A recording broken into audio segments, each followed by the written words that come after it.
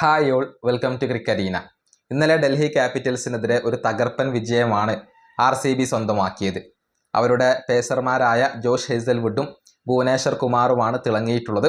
അതേസമയം മറ്റു ബൗളിംഗ് താരങ്ങളും തിളങ്ങിയിട്ടുണ്ട്. എന്നാൽ റൊമാരിയോ ഷെപ്പേർഡ് മാത്രമാണ് ഒരൽപ്പമെങ്കിലും നിരാശപ്പെടുത്തിയത്. 2 ഓവറുകളിൽ നിന്ന് 21 റൺസ് അദ്ദേഹം വഴങ്ങുകയും ചെയ്തു എന്നുള്ളതാണ്. ഏതായാലും ഈ വിഷയത്തിൽ മുൻ ഇന്ത്യൻ താരമായിരുന്ന ശ്രീകാന്ത് തൻ്റെ അഭിപ്രായ പ്രകടനം നടത്തിയിട്ടുണ്ട്. അതായത് ഷെപ്പേർഡിനെ ഇപ്പോഴും എന്തുകൊണ്ടാണ് RCB കളിപ്പിക്കുന്നത് എന്നുള്ളത് തനിക്ക് മനസ്സിലായിട്ടില്ല എന്നാണ് ശ്രീകാന്ത് പറഞ്ഞിട്ടുള്ളത്.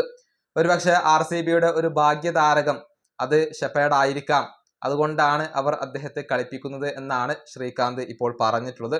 അദ്ദേഹത്തിൻ്റെ വാക്കുകൾ ഇങ്ങനെയാണ്: RCBക്ക് മൊത്തത്തിൽ നല്ല ഒരു ബൗളിംഗ് യൂണിറ്റ് തന്നെയുണ്ട്, പക്ഷെ ഒരൊറ്റ വീക്ക് ലിങ്ക് മാത്രമാണ് അവിടെയുള്ളത്. അത് റൊമാരിയോ ഷെപ്പേർഡ് ആണ്. 2 ഓവറിൽ നിന്നും 21 റൺസാണ് അദ്ദേഹം വിട്ടു നൽകിയത്.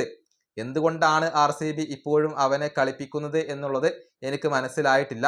ഒരുപക്ഷെ RCBയുടെ ഭാഗ്യം അത് അവനായിരിക്കും. കഴിഞ്ഞ തവണ അവർ അവനോടൊപ്പം കിരീടം നേടി, ഇത്തവണയും അവനോടൊപ്പം കിരീടം നേടാൻ കഴിയുമെന്ന് അവർ വിശ്വസിക്കുന്നുണ്ടാകാം. അങ്ങനെ ഒരു ഭാഗ്യതാരകമായിക്കൊണ്ടായിരിക്കാം RCB അവനെ പരിഗണിക്കുന്നത്. അല്ലാതെ അദ്ദേഹത്തെ കളിപ്പിക്കാനുള്ള മറ്റൊരു കാരണവും ഞാനിവിടെ കാണുന്നില്ല. ഇതാണ് മുൻ ഇന്ത്യൻ താരമായിരുന്ന ശ്രീകാന്ത് ഇപ്പോൾ പറഞ്ഞിട്ടുള്ളത്. അതായത് റൊമാരിയോ ഷെപ്പേർഡ് മാത്രമാണ് RCB നിരയിലെ ഒരു വീക്ക് ലിങ്ക്, ഒരു ദൗർബല്യം എന്നാണ് ഇദ്ദേഹം പറഞ്ഞിട്ടുള്ളത്. ഈ സീസണിൽ ഇതുവരെ പ്രതീക്ഷിച്ച പോലെ തിളങ്ങാൻ ഷെപ്പേർഡിന് കഴിഞ്ഞിട്ടില്ല.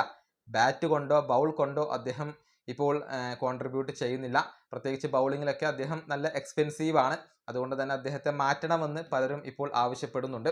പക്ഷേ അദ്ദേഹത്തിൽ തങ്ങൾ വിശ്വാസം അർപ്പിക്കുന്നു എന്നാണ് RCBയുടെ കോച്ചിങ് സ്റ്റാഫ് ഒന്നടങ്കം പറഞ്ഞിട്ടുള്ളത്. ഈ വീഡിയോയുടെ അവസാനിപ്പിക്കുന്നു. അടുത്തൊരു വീഡിയോയിൽ കാണാം.